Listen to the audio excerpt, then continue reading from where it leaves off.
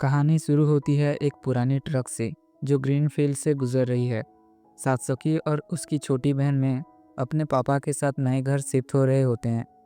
ये घर बहुत पुराना है और देखने में थोड़ा हॉन्टेड लगता है। जैसे ही बच्चे अंदर जाते हैं उन्हें काले रंग के छोटे छोटे धूल के गोले दिखते हैं जिन्हें सूट स्पिरिट्स कहते हैं। ये स्पिरिट्स अंधेरे के कोने में छिपे होते हैं। जब बच्चे हंसते हैं और घर में खुशी का माहौल बनता है तो ये स्पिरिट्स खिड़कियों से बाहर निकलकर आसमान में उड़ जाते हैं। ये पहला इशारा है कि ये घर अजीब है और मैजिकल है। अगले दिन जब पापा काम कर रहे होते हैं और सत्सुकी स्कूल में होती है, छोटी में अकेले गार्डन में खेल रही होती है, उसे दो अजीब से क्रीचर दिखते हैं, एक छोटा वाइट और एक ब्लू रंग का। मैं उनके पीछे भागती है और एक झाड़ी के टनल में घुस जाती है। वो एक जायंट ट्री के होल में गिर जाती है। वहाँ वो देखती है एक बहुत बड़े फ्लफी और ग्रे रंग के जानवर को जो सो रहा है। मैं उससे पूछती है, तुम कौन हो? और वो ज़ोर से रोर करता है जो तोतोरो जैसा साउंड करता है। मैं उसका नाम तोतोरो रख देती है और उसकी नर्म पेट पर सो जाती है।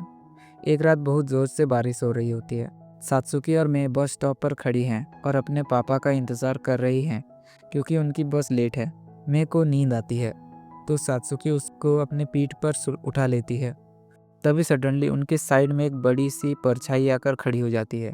ये तोतोरो है जिसने सिर्फ एक छोटा सा पत्ता अपने सर पर रखा है ताकि वो भीगे नहीं। सात्सुकी उसे अपने पापा का अम्ब्रेला देती है।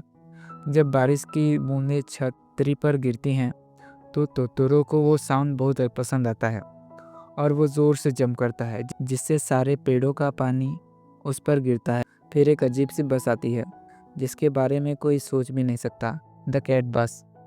तोतोरो उसमें बैठकर चला जाता है। तोतोरो ने लड़कियों को एक छोटा सा पैकेट दिया था जिसमें सीड्स थे। वो उन्हें गार्डन में बो देती है पर कुछ उगता नहीं। एक रात वो देखती है कि तोतोरो और उसके साथी गार्डन में एक रिचुअल डांस कर रहे हैं। लड़कियां भी उनके साथ ज्वाइन करती हैं। सडनली ज़मीन से छोटे पौधे निकलने लगते हैं। देखते ही देखते वो जायंट पेड़ में बदल जाते हैं जो आसमान को छू रहा है। तोतोरो एक स्पिनिंग टॉप निकालता है और लड़कियों को लेकर हवा में उड़ने लगता है।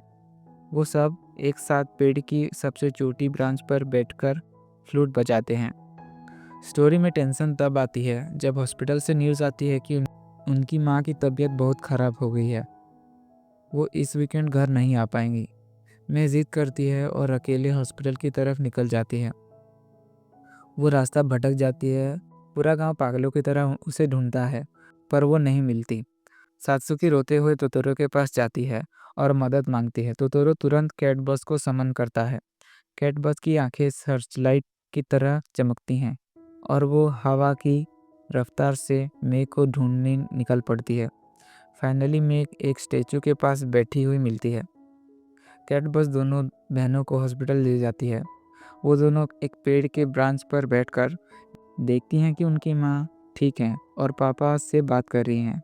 वो एक फ्रेश मक्का वहाँ पर छोड़ देती हैं जिस पर लिखा होता है फॉर मम्मी। और इसी के साथ ये ब्यूटीफुल मूवी ख़त्म हो जाती है।